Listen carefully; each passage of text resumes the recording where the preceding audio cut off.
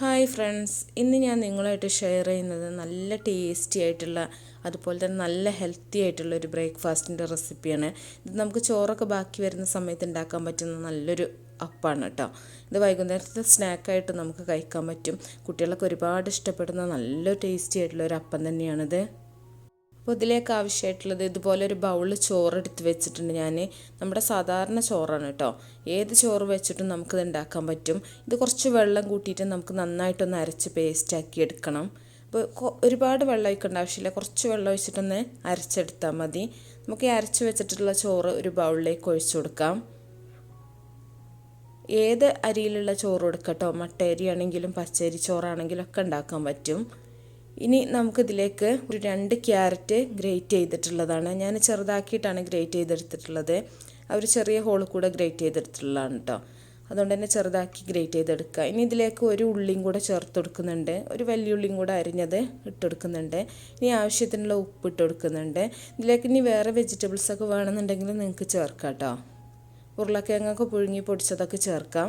ഇതിലേക്ക് ഒരു കോഴിമുട്ട പൊട്ടിച്ചതും കൂടെ ഞാൻ ഒഴിച്ചെടുക്കുന്നുണ്ട്. ഇനി ആവശ്യത്തിനുള്ള കുരുമുളക് പൊടിയും കൂടി ഇട്ട് കൊടുക്കുന്നുണ്ട്. കുരുമുളക് പൊടി കൂടുതൽ വേണമെന്നുണ്ടെങ്കിൽ കൂടുതലായിട്ട് ചേർത്ത് കൊടുക്കുക. എന്നിട്ട് നമുക്കിത് നന്നായിട്ടൊന്ന് മിക്സ് ചെയ്തെടുക്കാം. ചോറ് അരക്കുമ്പോൾ നിങ്ങൾ പ്രത്യേകം ശ്രദ്ധിക്കുക, ഒരുപാട് വെള്ളം ഒഴിച്ചിട്ട് ലൂസാക്കിയിട്ട് ചോറ് അരച്ചെടുക്കരുത്. നമുക്ക് ചോറ് അരയാൻ ആവശ്യമായിട്ടുള്ള കുറച്ച് വെള്ളം ഒഴിച്ചിട്ടൊന്ന് അരച്ച് പേസ്റ്റാക്കി എടുത്താൽ മതി. എന്നിട്ട് നന്നായിട്ടൊന്ന് മിക്സ് ചെയ്തെടുക്കുന്നുണ്ട്. നല്ല വെന്തിട്ടുള്ള ചോറാണെങ്കിൽ കൈ വെച്ചിട്ട് തന്നെ അല്ലെങ്കിൽ ഒരു തവി വെച്ചിട്ട് തന്നെ ഉടച്ചെടുത്താൽ മതിയാവും. നന്നായിട്ടൊന്ന് മിക്സ് ചെയ്ത് കൊടുക്കുക.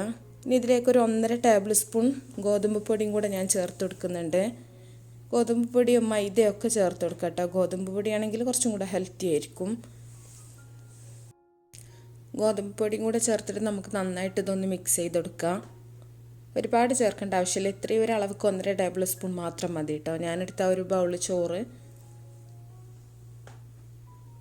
നന്നായിട്ടൊന്ന് മിക്സ് ചെയ്യുന്നുണ്ട്.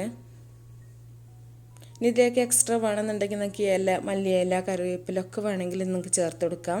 ഇനി ഒരു പാനിലേക്ക് ഞാൻ കുറച്ച് ഓയിൽ ഒഴിക്കുന്നുണ്ട്. 1 ടേബിൾ സ്പൂൺ ഓയിൽ ഒഴിച്ചിട്ടുള്ളൂ. വെളിച്ചെണ്ണ, ഓയിലോ നെയ്യോ ബട്ടറൊക്കെ ചേർക്കാം കേട്ടോ. ഇതിലേക്ക് നമുക്കിതുപോലെ കുറേശ്ശെ കോരിയിട്ട് ചെറിയൊരു അപ്പാക്കിയിട്ടൊന്ന് പരത്തി കൊടുക്കുക. ഇല്ലയെന്നുണ്ടെങ്കിൽ വലുതാക്കിയിട്ട് വേണമെങ്കിലും നിങ്ങൾക്ക് ചുട്ടെടുക്കാൻ പറ്റും. ഒന്നാക്കിയിട്ട് വലിയൊരു അപ്പാക്കിയിട്ടും ചുട്ടെടുക്കാൻ പറ്റും കേട്ടോ. പിന്നെ പീസാക്കിയിട്ട് മുറിച്ചെടുത്താൽ മതി. നമുക്കിതൊന്ന് അടച്ച് വെക്കാം കേട്ടോ, നല്ലത് പെട്ടെന്ന് തന്നെ വെന്ത് കിട്ടും. നന്നായിട്ട് തന്നെ അടിഭാഗം മൊരിഞ്ഞിട്ടുണ്ടാവും. അപ്പോൾ ഒരു ഭാഗം റെഡിയാവുന്ന സമയത്ത് നമുക്ക് തിരിച്ചിട്ടിട്ട് മറ്റേ ഭാഗം കൂടെ റെഡിയാവുന്ന സമയത്ത് നമുക്കിത് പ്ലേറ്റിലേക്ക് കോരി മാറ്റാം. ഒരുപാട് സമയമൊന്നും വെക്കേണ്ട ആവശ്യമില്ല കേട്ടോ, വളരെ പെട്ടെന്ന് തന്നെ ആവും. ഇതിൽ പ്രത്യേകിച്ച് വേവാനൊന്നുമില്ല, ഓൾറെഡി വേവിച്ചിട്ടുള്ള ചോറാണ്. ഇനി ബാക്കിയുള്ളതും നമുക്കിതുപോലെ തന്നെ ചുട്ടെടുക്കാം.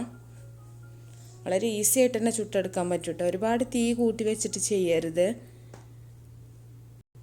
നല്ല മുകൾ ഭാഗമൊക്കെ നല്ല ക്രിസ്പി ആയിട്ടുള്ളൊരു അപ്പം തന്നെയാണ് കേട്ടോ. അത് ചോറായത് കാരണം തന്നെ. അതുപോലെ ചോറ് ബാക്കി വരുന്ന സമയത്തൊക്കെ നമുക്ക് ഉണ്ടാക്കാൻ പറ്റുന്ന നല്ല ടേസ്റ്റി ആയിട്ടുള്ള ഒരു അപ്പം തന്നെയാണ്. അപ്പോൾ എല്ലാവരും വീട്ടിലുണ്ടാക്കി നോക്കുക. അപ്പോൾ ഈ ഭാഗം കൂടെ റെഡി ആകുമ്പോൾ നമുക്ക് ഇത് പ്ലേറ്റിലേക്ക് മാറ്റിയിട്ടുണ്ട് ഞാൻ. അപ്പോൾ നിങ്ങൾക്ക് കാണുന്നുണ്ടാവും നല്ല ടേസ്റ്റാണ്. ഉൾഭാഗം നല്ല സോഫ്റ്റ് ആയിട്ടുള്ളൊരു അപ്പം തന്നെയാണ്.